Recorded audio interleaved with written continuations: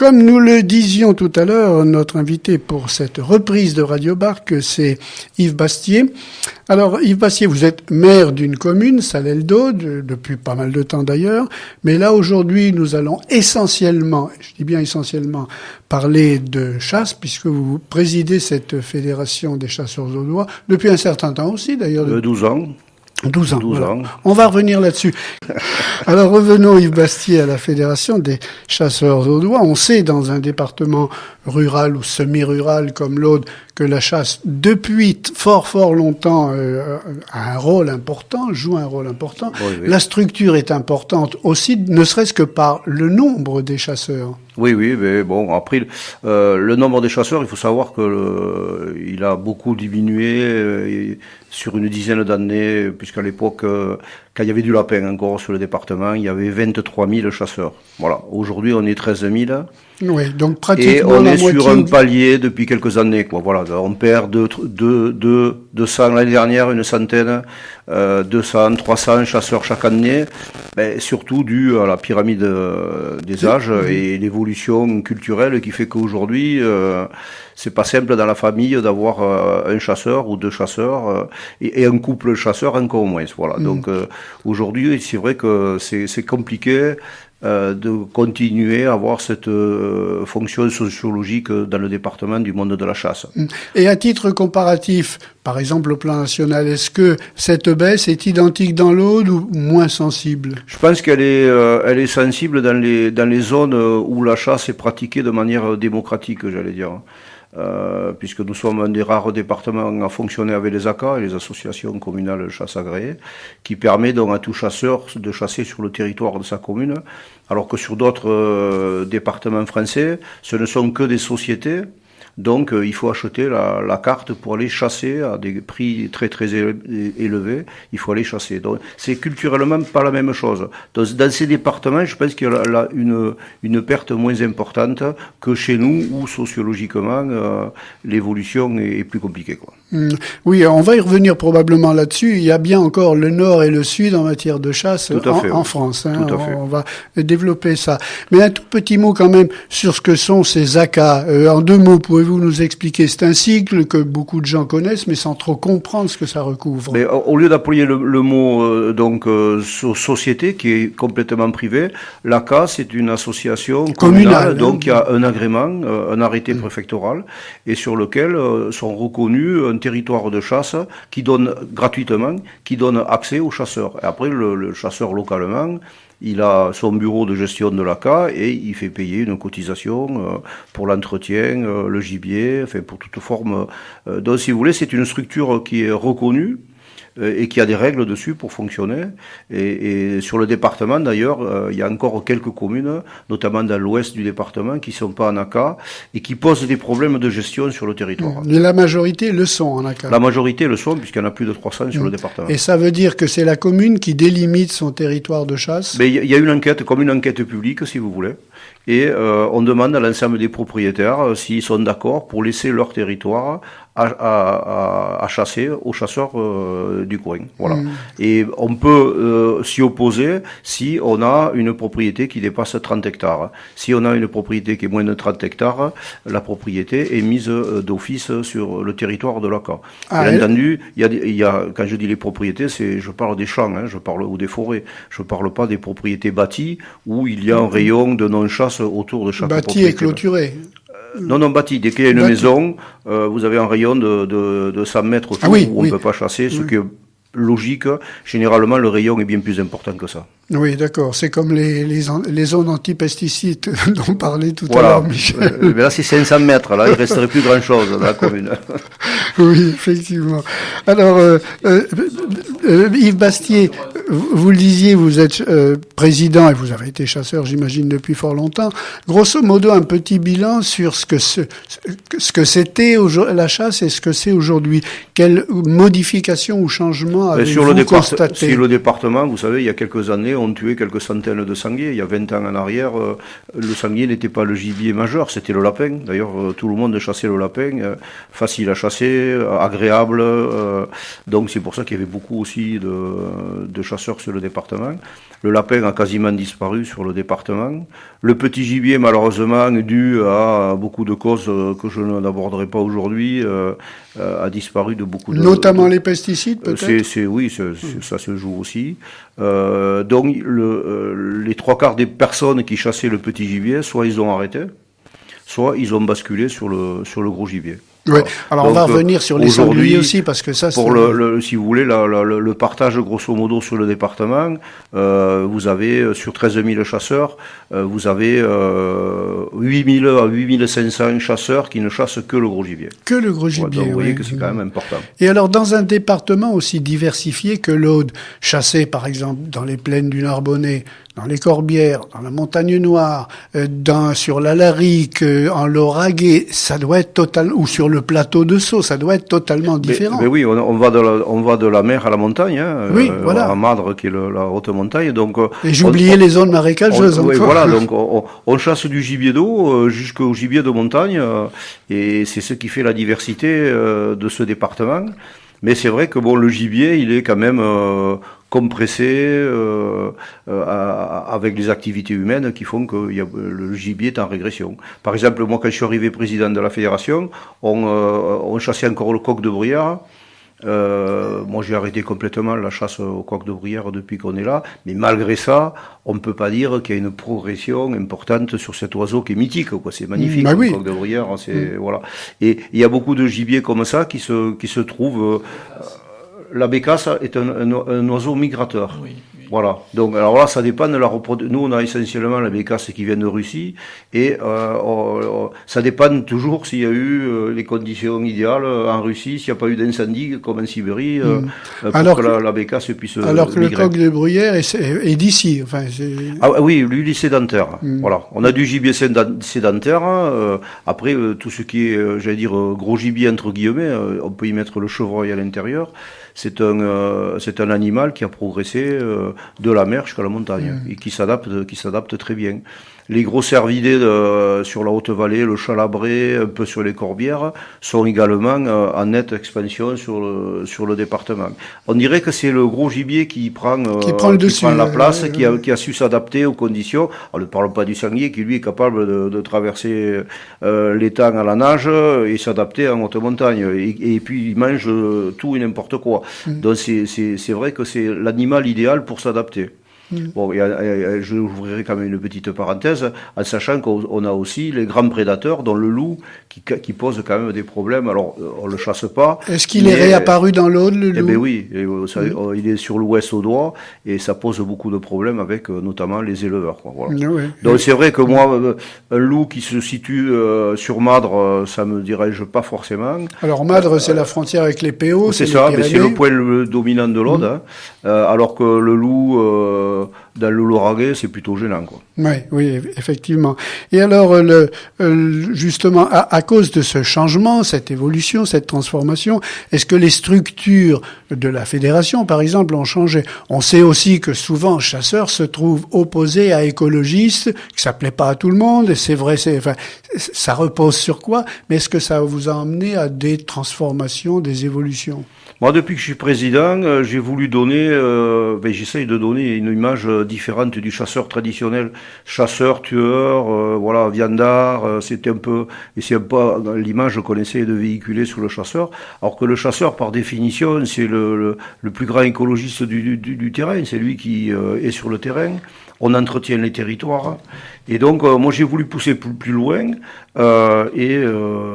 à faire de la formation, de l'animation et de l'information de notre territoire. C'est-à-dire, vous formez les chasseurs quand ils prennent le permis? Oui, là, il y a la formation, mais moi, je parle hors chasse.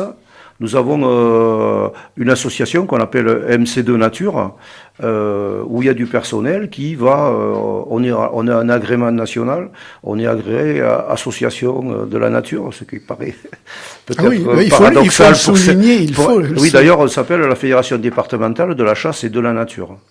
Voilà, on a rajouté le mot nature il y a quelques années. Et donc, ça nous permet par convention d'intervenir dans les écoles, et on intervient souvent dans les écoles, les collèges, les lycées, pour faire découvrir. Alors on n'arrive pas avec la tenue de chasse, le fusil, etc. Les gars de la Fédé arrivent avec leur tenue normale, j'allais dire, et présentent la faune de leur département, puisque je crois que même aujourd'hui, il y a beaucoup d'Audois qui ne savent pas la richesse que l'on a au niveau de la faune. Donc on a monté notre propre musée de la faune à la Fédération. Qui se trouve à Badens. Donc qui est ouvert au public et qu'on peut venir voir. Et souvent, avec les classes viennent voir d'abord les animaux, ils sont empaillés, c'est comme ça. Et après, on essaie de leur faire découvrir dans la nature, et de leur montrer, leur faire découvrir la chance que l'on a dans le département de l'Aude d'avoir cette diversité. Oui, donc important de souligner ce côté pédagogique de la Fédération des chasseurs audois. Oui, puisque la chasse, après, ça prend, j'allais dire, 6-7 mois de l'année, et le reste de l'année, même pendant cette période-là, on intervient auprès des scolaires de manière de plus en plus importante. Alors Yves Bastier, vous avez insisté notamment sur la richesse de la faune dans l'Aude, avec le loup de retour, paraît-il. Il y a un animal dont peut-être certains se passeraient aujourd'hui, c'est le sanglier, parce qu'il prolifère, vous l'avez dit, il est capable de s'adapter à tout, mais il devient pénible et c'est une nuisance aujourd'hui. Mais si vous voulez, c'est un de vos problèmes essentiels. C'est la chance et la malchance de la fédération, parce que sans un sanglier, il n'y aurait pas de chasseurs. Mais trop de sangliers, il y a trop de nuisibles et surtout de dégradation sur le département. Donc aujourd'hui, c'est vrai que quand on constate l'évolution du chasseur, je l'ai dit tout à l'heure, perte du nombre de chasseurs, l'âge croissant du chasseur qui reste, la difficulté, le milieu qui se ferme. On n'est pas conscient que dans beaucoup de secteurs du département, la Montagne Noire et surtout les Corbières, il y a des exploitations qui sont laissées à l'abandon, il n'y a pas de reprise, tout ça, il y a des friches, et là c'est le monde idéal pour le sanglier. Très difficile à les chasser. Donc aujourd'hui, on est en train d'avoir une chasse de plaisir, de passion, qui se transforme presque à une chasse d'obligation. Et ça, c'est vrai que c'est quand même dommage, parce que quelque part, on est obligé de chasser plus longtemps. Les gens ne se rendent pas compte non plus que pour chasser, il faut avoir des chiens. Que les chiens, il faut les entretenir, les soigner toute l'année. Oui. Que les sangliers blessent et tuent un nombre croissant de chiens chaque année. Les frais de vétérinaire, etc., que aujourd'hui, il y a beaucoup de contraintes qui poussent certains collègues à dire, nous, on en a marre, ce n'est plus une chasse de plaisir, donc on arrête. Et le danger, ça serait que ce nombre descende et qu'on n'ait plus assez de chasseurs pour pouvoir faire notre boulot. Et que les sangliers prolifèrent encore plus. Alors. Ah ben oui, voilà. Alors on compte combien grosso modo par an sont abattus? Entre 15 et 20 000. Hein, 15 et 20 000 rien que sur l'Aude. Ouais, sur l'Aude. C'est très important. Hein. Alors ça, c'est le comptabilisé officiel. Oui, donc, sans compter entre ceux qui passent à côté aussi, je pense qu'on est plus proche des 20 000 que des 15 000. Et est-ce que c'est ce chiffre-là quelque chose qui est nécessaire à un certain équilibre, d'après ce qu'on peut évaluer? Alors, jamais personne pourra vous dire comment on peut comptabiliser le nombre de sangliers sur un territoire. Nous, on considère que, grosso modo, en fin de chasse, il en reste 1 sur 2. Voilà. Alors, c'est l'expérience qui nous fait dire ça. C'est une évaluation empirique. Voilà. Peu, oui. Mais comme il n'y a plus d'hiver, que le sanglier mange un peu n'importe quoi, les femelles font des petits maintenant au bout de 6 mois. Certaines peuvent vous faire des portées plusieurs fois dans l'année. il suffit que vous laissiez quelques sangliers dans un coin et que vous les dérangez pas ou qu'il n'y a pas de régulation. C'est une invasion. Vous avez une prolifération en quelques années. Oui, donc la chasse est absolument nécessaire pour cet équilibre agricole. Si aujourd'hui, on n'a trouvé que ça. Puisque vous parlez du monde agricole, il faut savoir qu'on travaille quand même très bien avec la Chambre d'agriculture depuis quelques années. On a mis en place des groupes de travail, des cellules de veille, pour faire en sorte que dès qu'il y a une signalétique quelque part de sanglier qui cause des problèmes, on puisse intervenir. Et c'est vrai que ça marche pas à 100%, mais je pense qu'à 90% avec la Chambre d'agriculture, on est efficace sur le territoire. C'est-à-dire vous êtes informé très vite de l'endroit où il y a un foyer de sanglier. Exact. Oui, non, mais surtout le sanglier qui va créer des dégâts, parce que le sanglier, c'est pas tous les sangliers qui font des dégâts.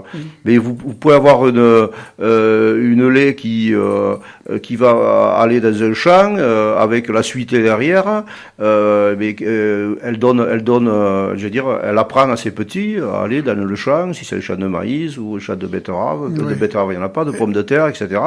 Donc l'intérêt, c'est la bête qui fait des dégâts, c'est de la supprimer le plus rapidement possible. Les autres qui savent ce que ça veut dire ne reviendront pas de sitôt dans le secteur. Et alors il y a à ce sujet, justement, parce que ça cause des dégâts dans l'agriculture, des indemnisations. Comment ça fonctionne? Et à quelle hauteur ça s'élève? Nous avons c'est sujet à caution apparemment. Oui, parce qu'on a l'obligation, le chasseur est le seul à avoir l'obligation de rembourser les dégâts aux agriculteurs.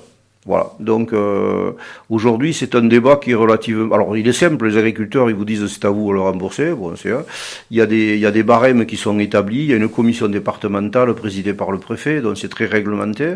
Mais comme je l'ai dit tout à l'heure, on est obligé de suivre de très près l'évolution du sanglier, sinon on se fait déborder.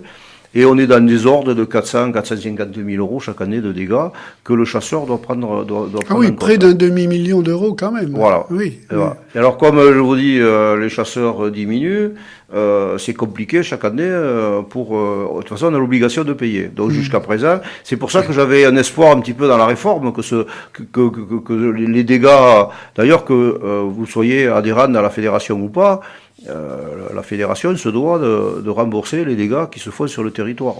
C'est un peu beaucoup aberrant. Voilà. Oui, et alors c'est sur déclaration des gens qui ont subi ces dégâts. C'est les agriculteurs qui font les déclarations préalables à la fédération et après avec la Chambre d'agriculture, et ensuite il y a une commission qui établit le montant. Et la véracité de ces dégâts. Voilà, oui. Bon, il n'y a pas d'abus là-dessus, il n'y a pas de tricherie. Comme partout, j'allais dire. Oui, comme partout. C'est possible, des tricheries sont possibles aussi. Il y a toujours des coquins partout. Oui, j'ai une remarque, Michel. Si on suit effectivement la pyramide des âges aujourd'hui des chasseurs n'évolue pas, on va se retrouver dans 15 ans dans une situation où il n'y aura plus de chasseurs pour réguler effectivement cette population de gibier qui cause des dégâts. Alors que faire? Oui, c'est ce que disait Monsieur Bastier à l'instant. Passe-t-on les chasseurs? Moi, je pense que déjà, il fallait, dans la réforme du permis de chasser, réforme de la chasse qui a été votée avant l'été, c'était au moins d'obliger l'ensemble des territoires adhérents aux fédérations pour avoir au moins les recettes correspondantes. Après, moi je me dis, dans quelques années, il faudra peut-être mettre des brigades spéciales pour le sanglier, parce qu'il y aura pas assez de... Voilà. Nous, on le voit différemment. On essaye de faire découvrir le monde de la chasse pour qu'il y ait de nouveaux chasseurs. Oui, voilà. Et votre pédagogie notamment et vise il faut savoir quand même que chaque année, vous avez 400 ou 500 personnes qui passent le permis. Ah, quand même, des nouveaux chasseurs. Voilà. Et la contradiction, c'est qu'après, vous en avez que la moitié qui vont le valider, le permis. Et donc, aujourd'hui, on est sur une étude pour essayer de comprendre qu'est-ce qui pousse les gens à passer le permis et après, qu'est-ce qui les retient d'entretien pour ne pas le valider et aller Vous à la avez chasse. une étude d'opinion à faire Voilà, c'est là-dessus. ça. On est en train de le faire parce que il y a beaucoup aussi de citadins, j'allais dire, qui le passent et après peut-être qu'ils comprennent que c'est un peu plus compliqué pour pratiquer la chasse. Ils avaient surévalué peut-être ce que c'était. Un tout dernier mot et on va conclure là-dessus, Yves Bastier. Jadis, il n'y a pas si longtemps que ça, il y avait ce qu'on appelait un vote chasseur, avec même un moment CNPT, qui était un parti ou un mouvement chasse, nature, pêche, tradition, qui se présentait systématiquement à des élections, qui faisait des scores d'ailleurs. Ouais. Est-ce qu'il y a encore aujourd'hui ce qu'on peut appeler un vote chasseur ? Je crois pas. D'abord parce que ce vote chasseur, il a été abandonné. Oui, CNPT n'existe plus. Il existe, mais bon, j'allais dire, il a été abandonné pour différentes raisons. Et puis, l'homme reste l'homme. Donc, certains sont allés peut-être défendre des intérêts personnels au détriment des intérêts collectifs. Oui, comme ça arrive en politique ça parfois. Peut arriver, oui, ça peut arriver, effectivement. Moi, ce que je regrette, effectivement, c'est que le monde de la chasse ne soit pas solidaire et présent sur un certain nombre d'élections. Mais c'est en réflexion. Voilà, donc il y aurait quand même un vote chasseur qui ne s'exprime pas aussi clairement que ça. Surtout dans des départements comme nous, départements ruraux, qui peuvent être déçus d'un vote politique classique. Là, la chasse qui n'est pas prise en considération. Le chasseur qui est toujours puni. Peut-être qu'à un moment donné, il faut savoir, fera beaucoup. Quoi. Voilà, il faut glisser son butin dans l'urne pour se faire... Comme il y a 13 000 familles chasseurs dans le département, ça fait quand même du monde. Ça fait des voix qui peuvent faire parfois la différence. Merci Yves Bastier pour ce tour d'horizon, pour cette rentrée de la chasse dans notre département.